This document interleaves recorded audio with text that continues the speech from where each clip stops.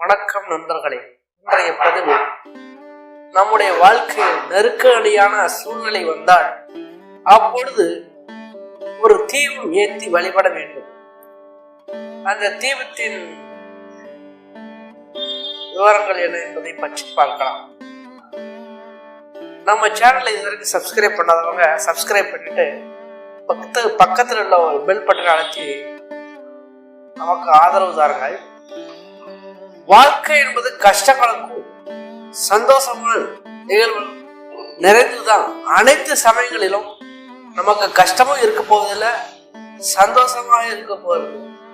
ரெண்டு பேரும் மாறி மாறி தான் நம்ம வாழ்க்கையில ஏற்பட்டுக்கிட்டே இருக்கும். நான் ஒரு துன்பம் வரும்பொழுது, கஷ்டமான நிலைக்கு தள்ளப்படும் பொழுது அதிலிருந்து எப்படி நம்ம வெளியே வர வேண்டும் என்பதை பற்றிய ஒரு பரிகாரத்தை தான் இதை பற்றி பார்க்கலாம். நம்முடைய வாழ்வில இறை நம்பிக்கை என்பது ஒரு மனிதனுக்கு கஷ்டமாக இருக்கிற சில நேரங்கள்ல நாம் கடவுளை தான் நாடுவோம். நெருக்கடியான சூழ்நிலைகள் வந்தாலும் கடவுளுடைய பாதத்தில் சரணாகதி அடைந்து முழுவதுமாக தெய்வத்தையே நம்பி நம்முடைய கஷ்டங்களை எல்லாத்தையும் கூறுவோம். என்னதான் கடவுள் நமக்கு கஷ்டங்களை கொடுத்தாலும் நம்மளை முழுசா கைவிட மாட்டார் என்பது நமக்கு எப்படி தெரியும். அதனால முழுமையா அவரை நம்பி நம்முடைய கஷ்டங்களை கூறும் பொழுது நமக்கு நல்லது மட்டுமே நடக்கும் என்பது காலங்காலமாக உள்ள நம்பிக்கை.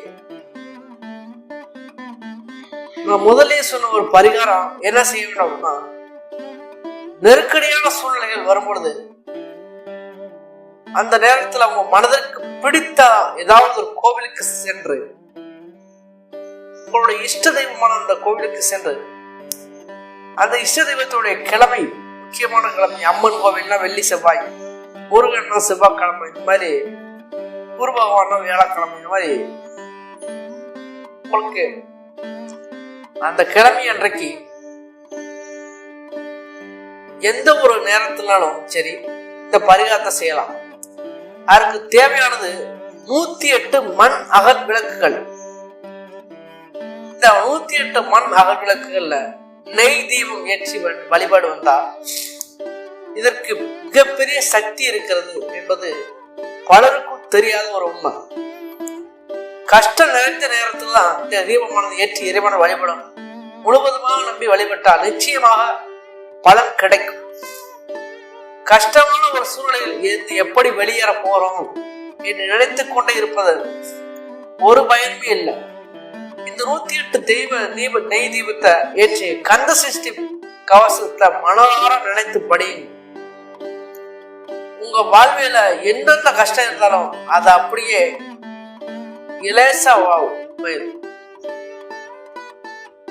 மறுபடியும் இந்த கஷ்டம் வராம இருக்க இந்த ஒரு வழக்கு ஏற்றி வழிபடுவது மிகவும் சிறப்பானது.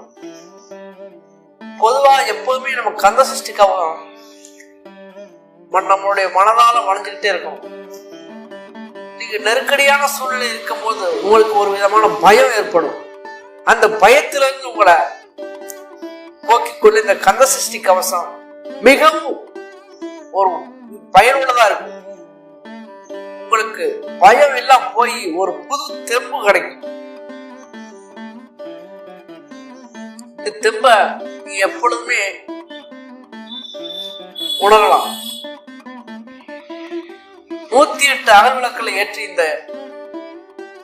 வழிபாட்டை செஞ்சு வந்தீங்கன்னா உங்களுக்கு நீங்காத பிரச்சனைகள் எல்லாம் சரியாகி உங்களுடைய மனம் முழு நம்பிக்கையோடு இதை செய்யணும்.